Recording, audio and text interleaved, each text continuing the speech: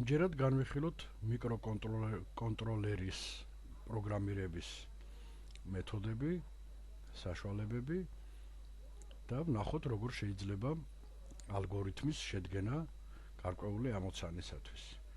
ტრადიციულად ჯერ აღწეროთ, რა გვაქვს ეკრანზე. გვაქვს თერმომეტრი, ელექტრონული თერმომეტრი, რომელიც იმის და მიხედვით თუ რა ტემპერატურას დავაყენებთ, გამოსასვლელზე იძლევა სხვადასხვა დონეს. ანუ მაქსიმალურ ტემპერატურაზე მოგვცა 4 ვოლტი. შეიძლება 5 ვოლტამდეც მივიდეს, ხოლო მინიმალურზე 0 ვოლტს იძლევა. იგი შეერთებული არის კონტროლერის, მიკროკონტროლერის მეორე შესასვლელზე, პირობითად, რა თქმა უნდა, ასევე შეიძლება ნებისმიერ შესასვლელზე შევაერთოთ. კონტროლერის პირველი გამოსასვლელი დაკავშირებული არის განგაშის სიგნალთან, ზართან. მეორე მეოთხე გამოსასვლელი, რომელიც აღნიშნული არის სიტყვა გათბობით, გამათბობელთან და ფუნქციონირებს შემდეგნაირად. თუ ტემპერატურა დაუშვათ პირობითად არის 20 გრადუსზე ნაკლები, ჩავთოთ გამათბობელი. თუ ტემპერატურა არის დაუშვათ 100 გრადუსზე მეტი, ან 100 ერთეულზე მეტი, უფრო უმჯობესი იქნება თუ ვისაუბრებთ ერთეულებზე, იმიტომ რომ 100 გრადუსზე უკვე რაც არ უნდა განგაში ჩართოს, აზრი აღარ აქვს, ხო? ამიტომ პირობითად ვთქვათ 20 ერთეული და 100 ერთეული. ანუ 20 ერთეულზე ნაკლებ შემთხვევაში ჩაერთოს გამათბობელი, 100 ერთეულზე მეტის შემთხვევაში ჩაერთოს განგაშის სიგნალი.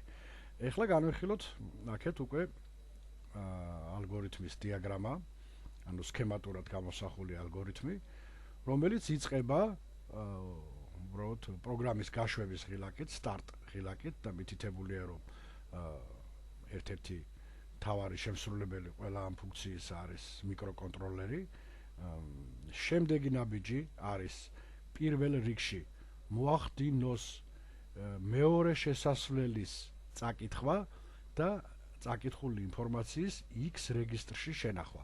ანუ დამახსოვრება ერთ-ერთ რეგისტრში რა მნიშვნელობა მოედო მის მეორე შესასვლელს.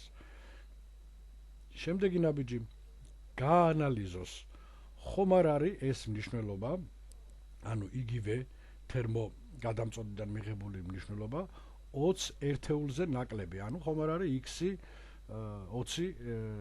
x-ი ნაკლები 20-ზე.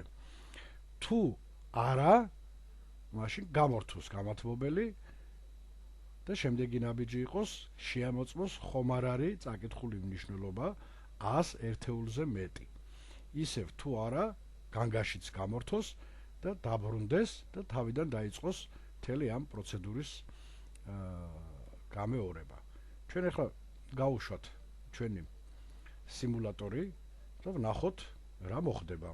პირველი ნაბიჯი შესრულდა, წაიკითხა, უნდა დაადგინოს არის თუ არა ნაკლები, არ არის და გამორთო და ხედავთ რომ გამათბობელი ჩამქრალია, აი აქ წითელი ნათურა უნდა აინთოს.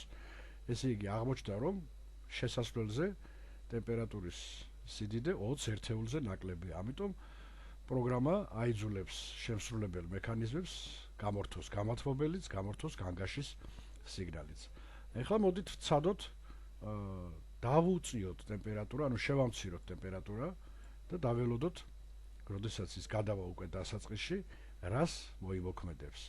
ისევ წავიკითხეთ X შესასვლელი, ესა მეორე შესასვლელი, დავადგინეთ რომ 20-ზე ნაკლებია, სასწრაფოდ ჩავთეთ გათბობა, გადმოვედით, თავისთავად ცხადია X-ზე მეტი არ არის, განგაში გამორთულია, აქაც ვხედავთ რომ გამათბობელი ჩართულია. ეხლა მე შევეცდები ოდნავ მოვუმატო სიმულაციის სიჩქარეს, რომ უფრო თვალნათლივ დავინახოთ, რას აკეთებს ჩვენი კონტროლერი. გაადევნეთ თვალი, მან შეცვალა პროგრამის განვითარების მიმართულება, მანამ სანამ X-ი ნაკლები იყო 20-ზე, მოდიოდა პირდაპირ, როგორც კი დაადგინა რომ X-ი მეტია 20-ზე, უკვე შემოუარა გამორთვის ბრძანებას და გადავიდა გათბობის ჩართვის ბრძანებას. ახლა მოვუმატოთ ტემპერატურა, გავიყვანოთ ისევ